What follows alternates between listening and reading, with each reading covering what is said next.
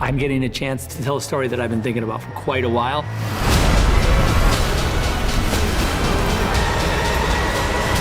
요즘 좀 조용하다 싶었던 잭 스나이더 감독이 칼을 갈고 있었죠. 감독 인상을 몰빵해서 만들었다는 대작 레벨문의 예고편이 얼마 전 공개되었습니다. 오늘은 이 영화 얘기를 해볼게요. 여러분은 지금 기묘한 케이지를 보고 계십니다. Who among you is willing to die for what you believe?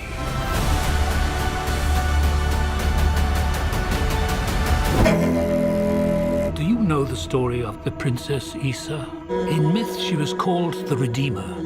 It was said this child would stop the madness of war. 글래디에이터 마냥 밀밭을 거닐며 뿔을 달고 있는 기괴한 누군가가 서 있습니다. 이건 기계기사 종족의 안드로이드 JC1435 일명 지미. 풀샷은 이렇습니다. 제국은 왕을 수호하던 안드로이드 지미를 농업위성 벨트로 보내 짐꾼으로 쓰는데요. 앤소니 홉킨스가 연기하며 영화 라이프 오브 파이 같은 나레이션까지 맡았습니다. 이 캐스팅 탓인지 지미는 안드로이드임에도 경험이 많은 현자 같은 느낌을 주죠. 잭 스나이더는 지미야말로 이 영화의 와일드카드이고 영화 속에서 자기 발견의 여정을 걸어간다 라고 밝힌 바 있었습니다. 이사 공주를 언급할 때 나오는 소녀는 공주가 아닌 주인공 코라의 어린 시절이고 전쟁의 광기를 말할 땐 함대가 행성으로 향합니다. 이어서 자이먼 온수가 연기하는 티투스 장군의 등장, 제국 마더월드에 의해 포로가 된 사람들도 보이며 티투스는 망연자실한 표정으로 정면을 응시하죠. 검은 두건은 이슬람 무장단체의 그것 같고 고대 이집트의 호루스의 눈 같은 상징은 무소불위의 통치력과 전능한 시각으로 감시한다는 종교적 개념처럼 보입니다. That she was to usher in a new age of peace and compassion. I was given memories of a world I will never see, loyalty to a king I cannot serve, and love for a child I could not save. 평화와 연민을 뒤집어 보면 혼돈과 무자비한 압제만이 있는 세계관이며 보지 못할 세상은 현실적으로 도래할 수 없는 시대, 섬길 수 없는 왕은 지키던 왕이 죽었다는 의미죠. 구하지 못한 아이는 아마도 이사공주가 아닐까. 농기구를 들고 나아가는 민초들은 은하계에서도 최하층민으로 식량 수확만을 강요당하는데요. 농업위성 벨트는 식량 생산만을 위한 식민지입니다. 마더월드의 지배는 우상을 파괴하는 것으로 시작되죠. 이들의 제국 주위엔 자신들 이외의 이방신을 섬기지 말라는 듯한 종교적 함의도 담고 있습니다. 들판은 불타고 사람들은 잡혀갑니다. 상상의 동물인 그리핀 같은 베누스와 공생하는 이곳에선 왕이 숨을 거뒀고 왕의 운구행렬 속에 하얀 베누스가 있습니다. 베두나가 연기하는 네메시스는 자녀 또는 동생을 잃게 되고요. 그리고 드디어 주인공 코라의 얼굴이 나옵니다. 낯이 익으실 텐데요. 이 배우의 이름은 소피아 부텔라. 킹스맨의 이 캐릭터라면 기억이 나시겠죠? What do you think they want? Everything. I found her. A Scargiver. I am a child of war. I was taught that love is weakness. 우주선이 빠르게 다가오고 코라가 종을 쳐 위험을 알립니다. 앤트맨 3편에서 모독으로 등장했던 코리솔도 나오네요. 제국군 장교는 공각기동대 타치코마 같은 형태의 기체에서 나치 같은 복장을 입고 내리고 깃발은 일본 전국시대의 변형에 가깝습니다. 마더랜드의 폭정 벨리사리우스를 섬기는 제국군의 리더 에티커스 노블 제독이 코라를 쫓는데요. 데드풀 1편에서 에이젝스를 연기한 에즈 스크레인이 연기합니다. 여기서 코라의 별칭 2개가 공개되죠. 전쟁의 아이 스카기버, 레벨문 파트 1의 부제가 불의 아이, 파트 2의 부제가 스카기버인데요. 불의 아이는 전쟁포화의 불길 속에서 자란 코라의 어린 시절부터 제국에서 탈출한 뒤 동료들을 모으는 데까지를, 스카기버는 말 그대로 흉터를 주는 사람으로서 코라가 제국군으로서 전장에서 연인을 잃은 과거와 전투의 화신이 되는 과정을 그리면서 결국 제국 몰락의 선봉장이 되는 클라이막스까지 도달할 것으로 보입니다. 그래서인지 레벨문 파트 1의 장면만으로 이번 예고편을 구성한 것 같진 않은데요. 스카기버는 제국군 시절에 맹위를 떨치면서 주어지기보단 훗날 저항군이 되어 제국군으로부터 붙여지는 별명이 아닐까. 또 한 가지, 코라는 벨트로 어떻게 왔을까요?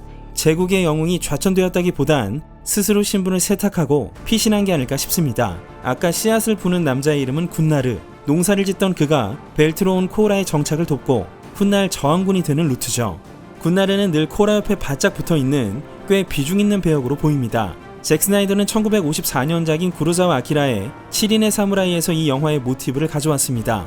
전국시대의 산적들이 때마다 마을의 식량을 약탈해 가는데 마을 촌장이 과거 전쟁에서 활약한 시마다 칸베를 중심으로 7명의 사무라이들을 모아 저항을 해나가는 내용이었는데요. 코라가 동료들을 모아 식량을 착취하는 제국에 맞서는 컨셉을 빌려왔습니다. 나머지 일원들도 반역자, 농부, 전쟁과 등등으로 살아온 세계가 다르지만 각자 속죄와 복수 등의 목적이 있겠죠. 여기서 잠깐 티투스로 돌아가 보면 복장을 보면 제국군이고 뒤엔 총을 든 병사들이 서 있습니다. 현 시점의 모습은 수염이 하얗게 자라 있는데 그는 코라와 같은 과거를 공유하고 있고 홀로 검투사로 살고 있는 그를 코라가 저항군으로 합류시킵니다. 아까 잠깐 글래디에이터를 언급했는데요. 자이먼 온수는 글래디에이터에서 막시무스의 검투사 동료인 주바를 연기했습니다. 이어지는 전투 장면에선 도끼와 칼을 쓰는데 피가 튀지 않습니다. 잭 스나이더는 이 영화의 일반 버전과 성인 버전을 준비하고 있다죠. 유혈 묘사와 세세한 내용에도 차이점이 있어서 자기 영화의 팬들은 성인 버전을 더 좋아할 거라고 밝혔습니다. There is a difference between justice and revenge. There is a price to pay for your defiance.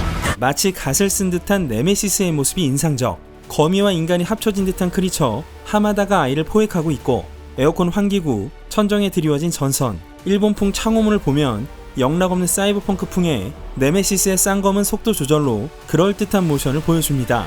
불꽃이 튀고 그을음이 있는 걸 보면 스타워즈처럼 광선검이라기보다는 에너지로 가열되는 형태 같고 하마다가 뛸 때의 슬로우 모션은 서커펀치의 그거죠. 노블 제독의 뒤엔 경전을 든 사제들이 따라옵니다. 마다월드가 나치의 신앙을 결합한 권력 형태를 갖고 있다면 아까 이방신의 석상을 부순 것도 납득이 되죠. 그리고 또 한 명의 건맨 카이 등장. 용병 출신의 우주선 조종사입니다. 일행이 어디로 갈지 정하고 가끔 유머를 던지며 은근 전투 실력도 있는 카우보이 비밥의 스파이크와 제트를 합친 캐릭터쯤으로 예상해보고요. One moment. I do love this part. 인서트 컷들이 호로록 지나갑니다. 킹덤, 누더기 사우론, 파괴되는 도시에서 뛰어내리는 누군가 옆에 포크 파이햇을 쓰고 있는데요. 오펜하이머? 칼을 물고 기어가는 이 캐릭터는 밀리우스로 역시 저항군에 합류합니다. 그 다음은 대관식을 앞둔 벨리사리우스입니다.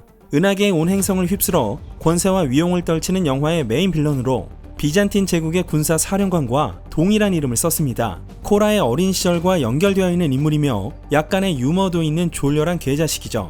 이 원형창은 스타워즈의 펠퍼틴이 생각나고요. Hold on. I don't want no trouble. We're not here to bring any. Are you ready? You and I both know fear. Let's show them that we're not afraid. 사고 치지 말라는데 바로 치고 사고 치러 온 거 아니라는데 또 바로 칩니다. 사고 치지 말라던 아저씨는 저스티스 리그에서 다크사이드를 연기한 레이 포터입니다. 뒤엔 베누스가 묶여있고 에너지 블레이드를 펼치는 네메시스에 이어 용맹한 근육의 타라크가 등장합니다. 다음 장면에 나오는 괴물은 게임 모탈 컴뱃의 고로 같은 네팔이고요. 제국군 잔당에게 포화가 쏟아지고 다리안 블러드 X가 등장합니다. 다리안은 저항군의 지휘자로 제국의 보급선을 강탈한다죠. 레이 피셔 오랜만입니다. Let's show them we are more than the shackles that bind us.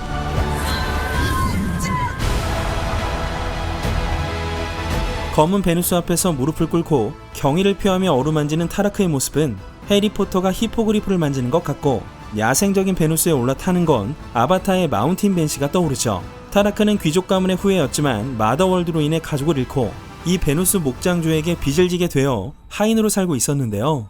이 두 사람이 동료가 되라고 설득하러 오는 시퀀스입니다.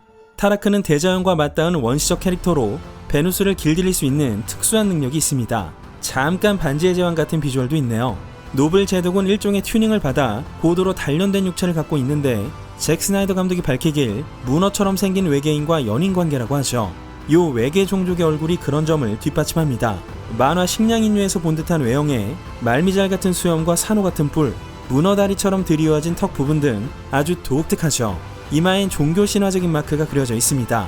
이건 에반게리온에도 나왔던 구약 성경의 생명의 나무 같은 느낌도 있고요. A king is a man, and a man can fail. But a myth is indestructible. 절망하는 왕의 뒤로 군인 시절의 코라가 무릎을 꿇고 무릎을 꿇은 티투스에게 코라가 다가갑니다. 왕의 실패를 상징하듯 왕관이 떨구어지고 설경에서 이사공주가 새를 날려 보내자 코라의 손끝에 닿을 듯 다가오는 베누스. 붉게 전멸하는 불빛이 푸르게 변하는 불가사의한 장면까지의 연결이 좋습니다. The time has come for all that you love. Protect each other. We show them no mercy.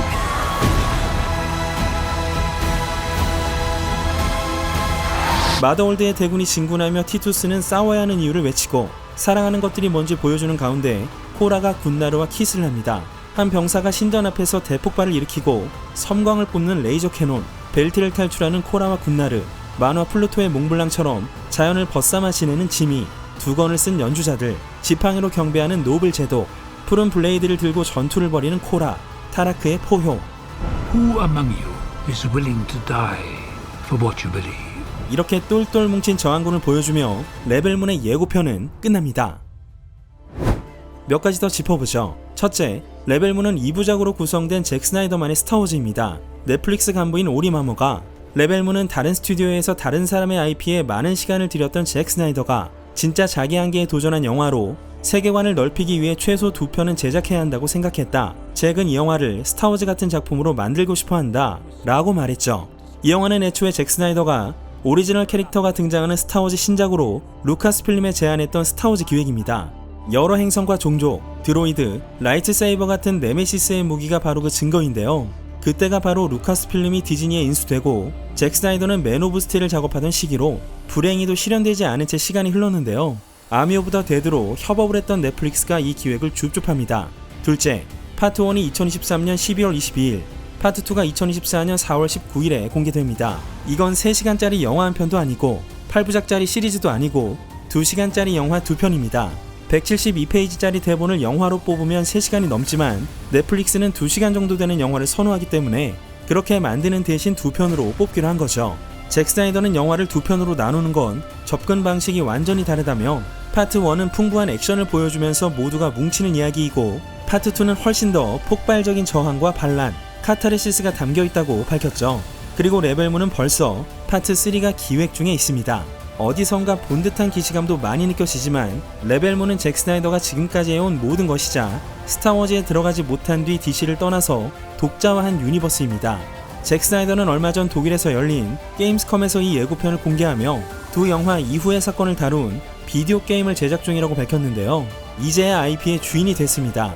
스튜디오의 간섭을 벗어나 잭 스나이더가 자기 감독 인생에 대부분을 들였다는 이 작품이 얼마나 독창적일지 자신이 만든 IP의 거대한 무게를 잭 스나이더가 잘 감당했길 바라면서 오늘은 여기까지 하겠습니다. 지금까지 기묘한 K씨의 K였습니다. The time has come for all that you love. Protect each other. We show them no mercy.